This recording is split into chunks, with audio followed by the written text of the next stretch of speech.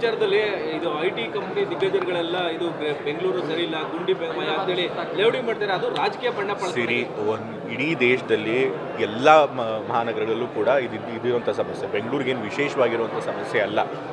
But ಆದರೆ ಅದೊಂದು ಸವಾಲು. ಪ್ರತಿ ಸಲ ಬೆಂಗಳೂರು ಅಂತ ದೊಡ್ಡ ಸಿಟಿಲಿ ಇಷ್ಟೊಂದು ಜನ ಬರ್ತಿರ್ತಾರೆ, ಇಷ್ಟೊಂದು ವೆಹಿಕಲ್ಸ್ ಇರ್ತವೆ, ಮತ್ತು ಇಂಡಸ್ಟ್ರೀಸ್ಗಳು ಅಷ್ಟೊಂದು ಇರುತ್ತೆ.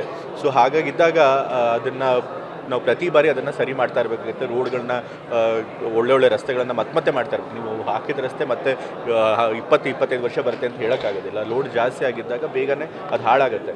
ಸೊ ಅದೊಂಥರ ನಿರಂತರವಾದಂಥ ಪ್ರಕ್ರಿಯೆ, ಅದನ್ನು ಮಾಡ್ತಾನೆ ಇರಬೇಕು. ನಮ್ಮ ಸರ್ಕಾರ ಅದನ್ನು ಬದ್ಧವಾಗಿದೆ. ಇವಾಗ IT ಇಂಡಸ್ಟ್ರೀಸ್ ಅವರು ಒಂದಷ್ಟು ಜನ ಕನಸನ್ನು ತೋರಿಸಿದ್ದಾರೆ, ನಾವು ಅದನ್ನು ಗಂಭೀರವಾಗಿ ತೆಗೆದುಕೊಳ್ತೀವಿ. ಮತ್ತು ಈಗಾಗಲೇ ಮುಖ್ಯಮಂತ್ರಿಗಳು 1000 ಕೋಟಿ ಅದನ್ನು ಬಿಡುಗಡೆ ಮಾಡಿದ್ದಾರೆ, ರಸ್ತೆಗಳನ್ನು ರಿಪೇರಿ ಮಾಡಬೇಕು ಅಂತ ಹೇಳಿ. ಮತ್ತು ತಾವೇ ಖುದ್ದಾಗಿ ಹೋಗಿ ಎಲ್ಲ ಪರಿಶೀಲನೆ ಮಾಡಿದ್ದಾರೆ.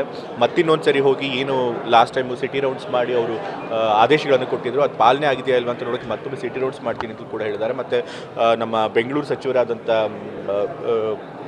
ಮುಖ್ಯಮಂತ್ರಿಗಳಾದಂಥ DCM ಅವರು ಕೂಡ ಈಗಾಗಲೇ ಸುಮಾರು 5,000 ಗುಂಡಿಗಳನ್ನು ಈಗಾಗಲೇ ಮುಚ್ಚಿದ್ದೀವಿ ಅಂತ ಹೇಳಿದ್ದಾರೆ. ಅಫ್ಕೋರ್ಸ್ ಸರ್ಕಾರ ಏನು ಮಾಡಬೇಕು ಅದನ್ನೆಲ್ಲ ಮಾಡುತ್ತೆ. ಬಟ್ ಆದರೆ ಏನಪ್ಪ ಅಂತಂತಂದರೆ ಇಂಡಸ್ಟ್ರಿಯಲಿಸ್ಟ್ಗಳು ಟೀಕೆ ಮಾಡಲಿ, ಸರ್ಕಾರನ ಎಚ್ಚರ ಮಾಡುವಂಥ ಕೆಲಸ ಮಾಡಲಿ. ಖಂಡಿತ ಅವ್ರಿಗೆ ಹಕ್ಕಿದೆ, ಅದು ಮಾಡಲೇಬೇಕು ಕೂಡ ಪ್ರತಿಯೊಬ್ಬ ಸಿಟಿಸನ್ಸ್ ಕೂಡ.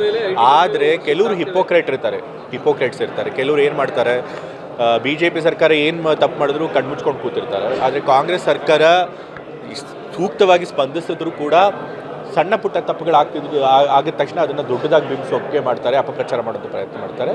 ಅದನ್ನು ಕಾಲ್ ಔಟ್ ಮಾಡ್ತೀವಿ ಅಷ್ಟೇ.